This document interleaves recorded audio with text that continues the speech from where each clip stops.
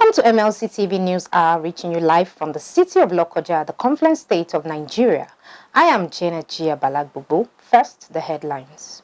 Federal government receives 3 million doses of COVID-19 vaccine. No resumption without meeting our demands, ASUU tells federal government. APC National Chairman Deputy resign from Senate. 25 killed in Philippines tropical storm. And Commonwealth Games, AFN moves to avert Olympic shame. Now the news in detail.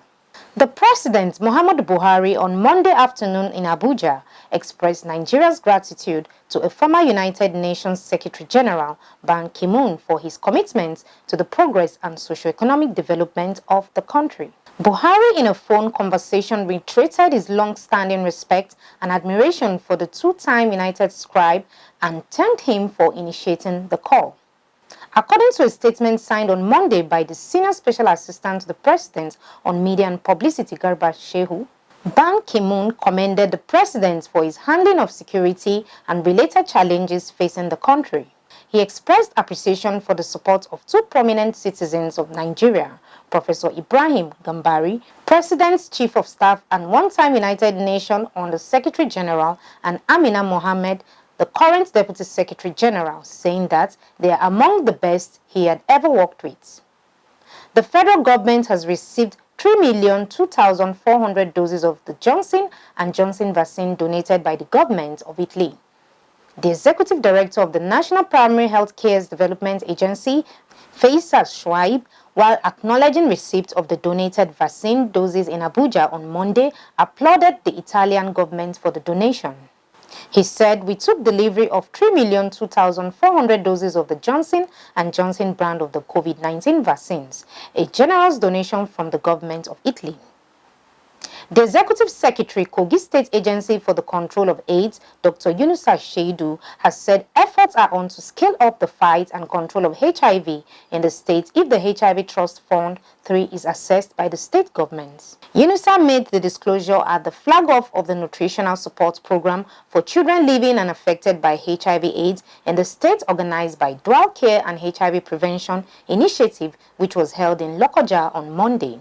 The Executive Secretary, Kozaka, pledged the readiness of the present administration in the state to continue to prioritize health interventions that would address killer diseases and public health emergencies.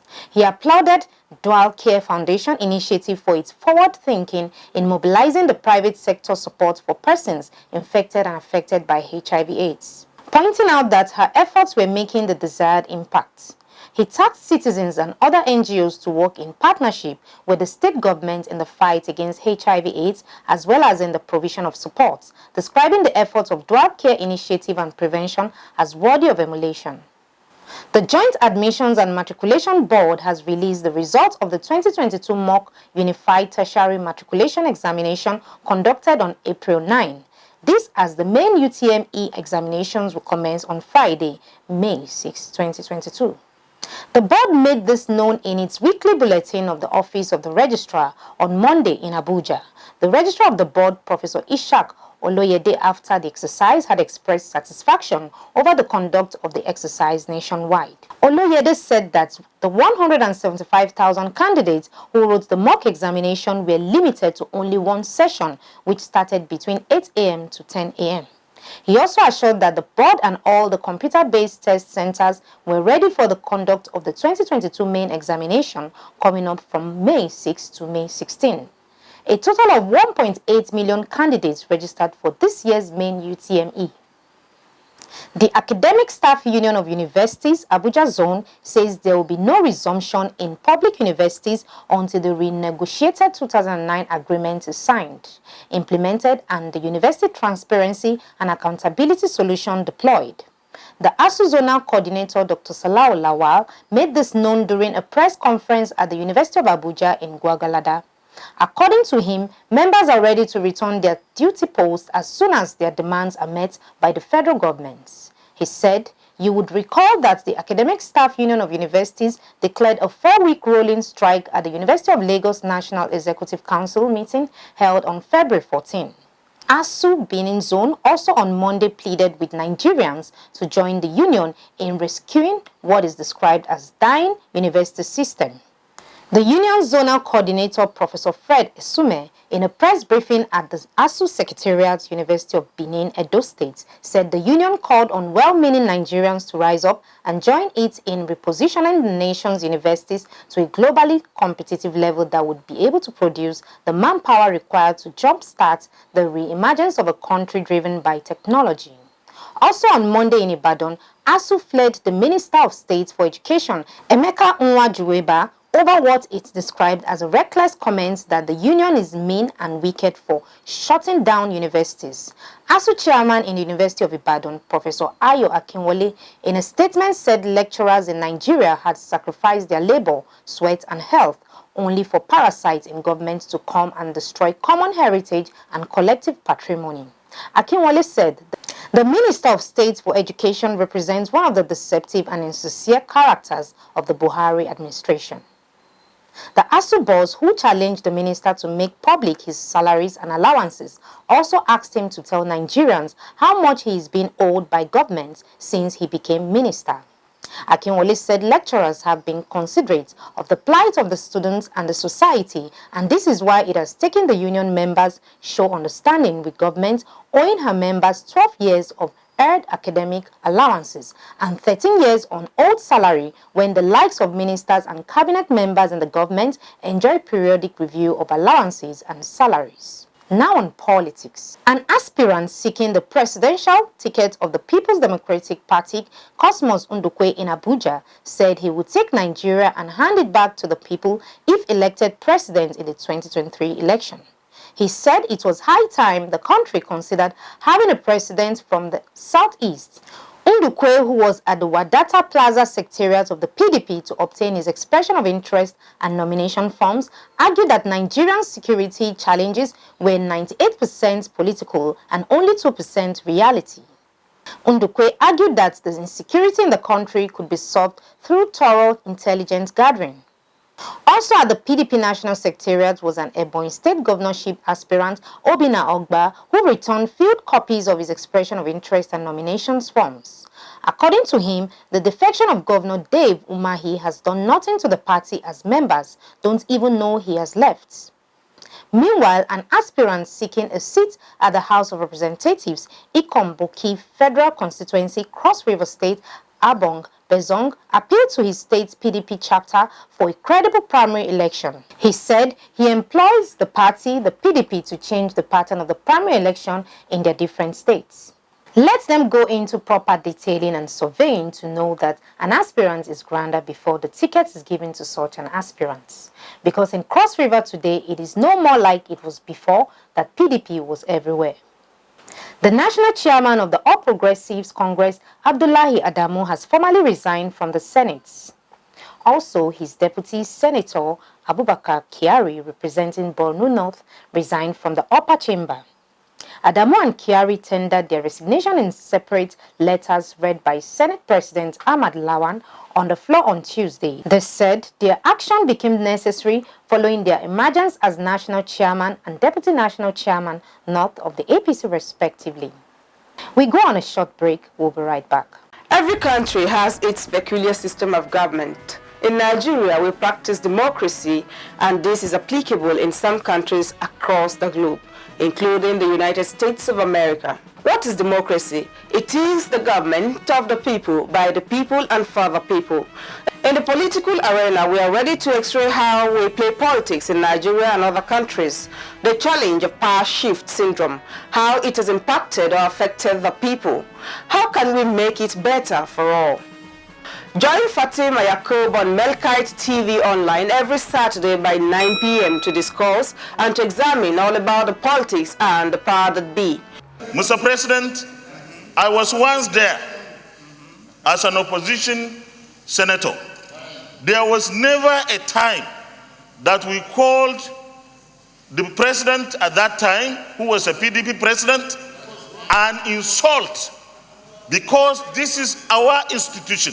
And if we don't conduct ourselves with dignity and respect, nobody will respect us. The heads of security in Nigeria made several different explanations for killings of our citizens. The Constitution of the Federal Republic of Nigeria 1999 as amended, I hereby forward for the confirmation by the Senate the appointment of the underlisted nominees as National Commissioners and Resident Electoral Commissioner for the Independent National Electoral Commission, INEC. To watch us, subscribe to our YouTube channel, Mlc TV, like our Facebook page, Mlc TV, and follow us on our Instagram, Mlc Tv 2021. We are here to inform, educate, and to criticize constructively. Don't miss it.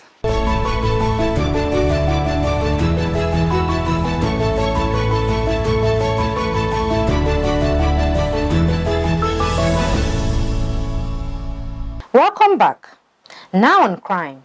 A University of Ibadan lecturer, Dr. Bilikis Babarinde, has filed an application for committal against her husband, Professor Sikiru Babarinde, for alleged disobedience to a court order asking him to pay his children's school fees. Her counsel, Olufemi Adegboroyi, informed the Grade A Customary Court in Ibadan, Oyo State, in a case of marriage dissolution, that the application was filed because the respondent failed to obey the court order on payment of his 3 children's fees. The counsel told the court that Professor Sikiru only paid the school fees during the first term and refused to pay it in the second term. The plaintiff, who is a lecturer at the Department of Library, Archival and Information Studies Faculty of Education, had earlier told the court that the 20-year marriage to her estranged husband had broken down completely and should be dissolved. The husband is a lecturer at the Department of Early Childhood and Educational Foundations of the same faculty in the same university. The counsel for the respondent, Yusuf Anikulakbo, told the court that he had yet to be served with the application for committal. He also told the court that he had earlier filed an application challenging the jurisdiction of the court on the matter and said his application on jurisdiction ought to be heard before other applications. Anikulakpo said his clients paid the first-term fees of the children, but the plaintiff had been frustrating all efforts to resolve the matter and trying to poison the mind of the children against their father. The president of the court, R. Badamosi, said the court would take the applications for jurisdiction and committal together in order to save time. Badamosi adjourned the case till May 16 for hearing of application on jurisdiction and committal. Now on foreign news. Pakistan's parliament has selected Shehbaz Sharif as the country's new prime minister after Imran Khan was ousted in a no-confidence vote in the early hours of Sunday. The opposition coalition leader who had walked to the polls, Khan, won the support of a majority in parliament. Shehbaz Sharif will now form a new government that can remain in place until elections are due in August 2023. Khan, 69, was voted out after days of high political drama. He had attempted to block a previous attempt to bring a no-confidence motion against him by dissolving parliament and calling for a snap election. However, the country's Supreme Court upheld an opposition petition that his actions were unconstitutional and ordered the no-confidence vote to go ahead. On Monday, Sharif was elected in parliament unopposed and will be Pakistan's 23rd prime minister. Rival candidate Shah Mahmood Qureshi had announced the Pakistan Tehreek-e-Insaf party led by Khan was boycotting the parliamentary vote and staged a walkout. The former PM and most of his party's MPs resigned from their seats ahead of the vote. Shehbaz Sharif, 70, served as chief minister of Punjab, Pakistan's most populous province, prior to Imran Khan coming to power in 2018. Sharif, who leads the Pakistan Muslim League Nawaz, had a reputation for efficiency and being hardworking, and is credited with making significant infrastructure improvements.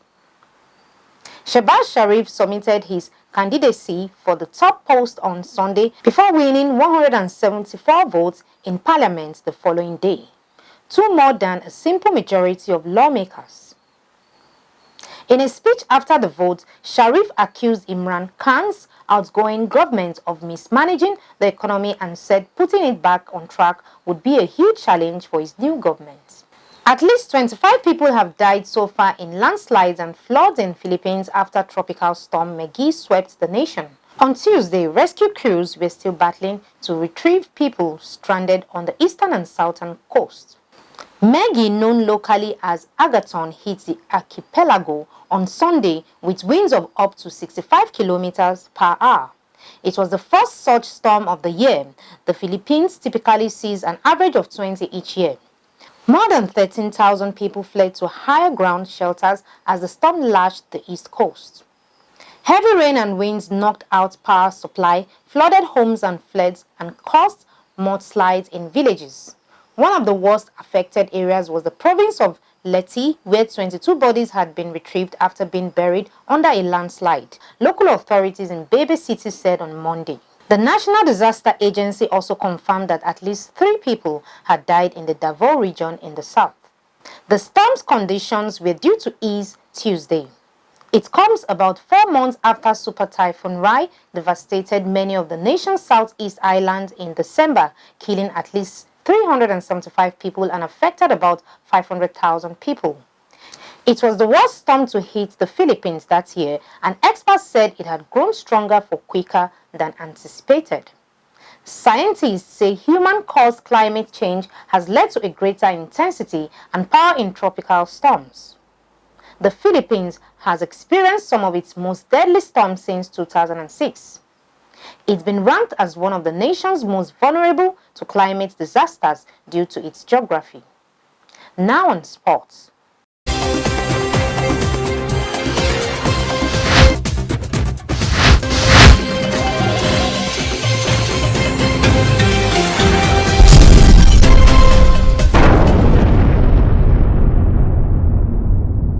President of the Athletics Federation of Nigeria, Tombok Okowa, has revealed that the federation is working assiduously to ensure that all its major athletes complete their out-of-competition doping tests ahead of the various international competitions listed for the year, including the Commonwealth Games. Okowa stated that the federation will be looking to avoid embarrassment during the 2020 Olympics in Tokyo, where a total of 10 Nigerian athletes were barred from participating in various athletics events after failing to meet the minimum testing requirements in the months leading up to the Olympics.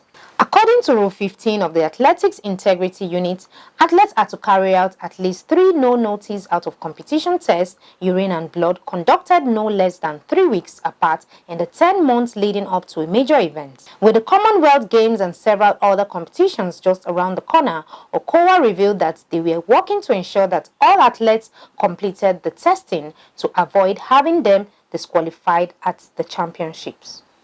Ifeoma Onumonu and Rasheedat Ajibade made Nigeria proud on Tuesday as the Super Falcons recorded an impressive 2-2 draw against host Canada, the reigning women's football Olympic champions, in their second friendly. The duo failed in Asisat Oshoala's absence as the Super Falcons took on the 6th-ranked country in the world in the match played at the Starlight Stadium, Langford. The Nigerian side lost the first friendly 0-2 to Canada in Vancouver and aimed for a better showing in the second game. The Super Falcons started brightly and deservedly went ahead in the 5th minute when Onumonu combated a ball with a back heel near the opponent's post. The Randy Waldron-led Super Falcons held on to 1-goal advantage until the end of the first half. Canada started the second half in earnest, and a slip made by Super Falcons captain Onome Ebi earned the hosts an equalizer. Veteran Canadian striker Kristen Sinclair noticed that Nigerian's goalkeeper was off her line and chipped the ball into the net for a 186th international goal. The game was not level for long as the Super Falcons went in front in the 53rd minute at Atletico Madrid forward. Ajibade found the back of the net for the Super Falcons. Down by a goal in front of their home fans, Canada began to pile pressure on the Super Falcons' defense, compelling Waldron to make a couple of substitutions, bringing in fresh legs to help. Nigeria could not hold to a possible away victory against Canada as Shelina Zadowski's 87th minute equalizer brought the host level again. The two games against Canada were a huge test for the Super Falcons as they continue to prepare for the 2022 Africa Women Cup of Nations tourney scheduled to hold in Morocco. The tournament will hold from July 2nd to July 23rd and also doubles as the African qualifiers to the 2023 FIFA Women's World Cup.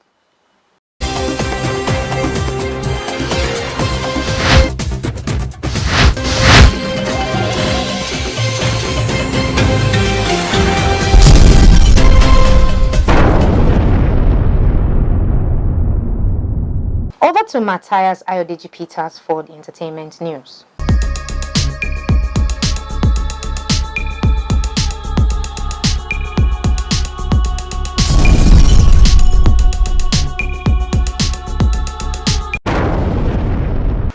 On our foreign entertainment news, Euphoria's second season may have gone out with a bang, but there's still more content related to the HBO original.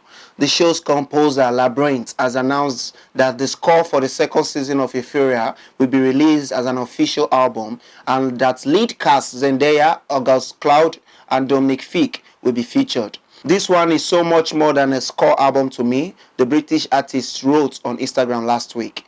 It's an experience, can't wait for you all to hear it and go on the trip. I heard your request loud and clear and include my version and Z's version of I'm Tired.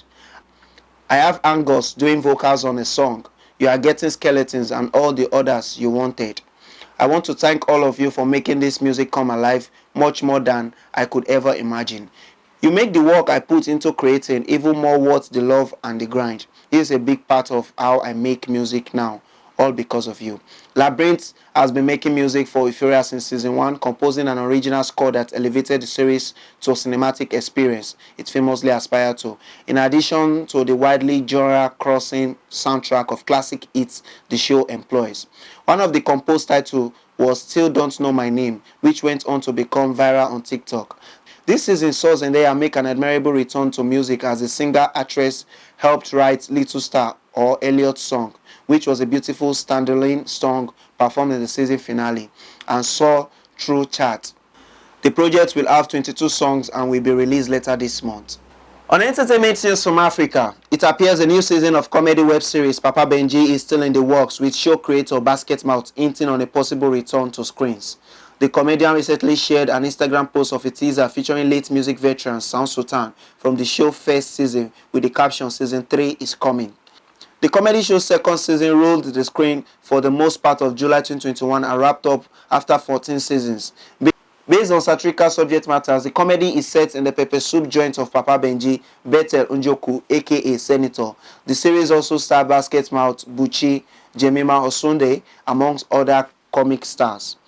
Hint of a third season comes in the wake of reports that Basketmouth is currently working on a feature film which will begin production before the year runs out. The comedian and filmmaker appeared to have scored major points in 2021, also with the release of Showmax's first Nigerian original series, Ghana Jollof, which he created and starred in.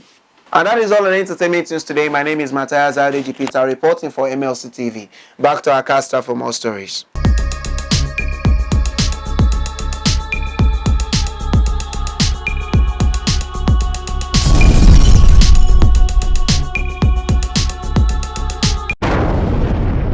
Thanks, Matthias, for the entertainment update. Kogi State Governor Yahaya Bello has mourned the demise of former CEO Group Managing Director Dangote Cement Company Limited, Engineer Joseph Makoju, who passed away on Monday at the age of 73. Governor Bello, in his condolence message through a press statement signed by his Chief Press Secretary, Mohammed Onogu, described the revered administrator as a man who has left his indelible footprint in Nigeria's political and economic environment. He noted that Engineer Makoju, although fulfilled in age, would be dearly missed as an elder statesman whose role in giving votes worthy counsel to leadership could never be undermined, having served as a special advisor to 3 presidents of Nigeria. The governor recalled that Engineer Makoju's sound knowledge, administrative ingenuity and commitment to nation building was felt when he served as special advisor electric power to former President Goodluck Jonathan, honorary advisor on electric power to the current president, Commander-in-Chief, Federal Republic of Nigeria, Manufacturers Association of Nigeria, as well as West African Power Pool Executive Board. He opined that the Okene-born ASUU technocrat has a remarkable track record in the private sector, which were also worthy of accolades, adding that he has brought great honor to his home country. The governor commiserated with the family, friends, and associates of the elder statesman while he prayed for God to grant those greatly hurt by his demise the fortitude to bear the loss. Engineer Makojo died at a private hospital in Abuja. And that is the size of our package today. Join us tomorrow at the same hour to watch our news as we give you updates on happenings within and across the globe. Don't forget to subscribe to our YouTube channel, Mlc TV. Like and follow our Facebook page, Mlc TV, Instagram, Mlc TV 2021, and Twitter at Mlc TV 1. For your events, coverage, information, contribution, advert, and sponsorship, please call any of the numbers displayed on your screen. Join us Friday and Saturdays to watch our special programs. Friday 9 p.m. Local Government and You, Saturday 7 p.m. Family Affairs, Saturday 9 p.m. Political Arena, and Sunday 6 p.m. Women's World. Remember, our news is from Mondays to Fridays. It is Mlc TV, reaching everywhere, informing everyone. I am Jenjia Balagbubu. Please continue to be your brother's keeper to build a united and peaceful society together. Good evening.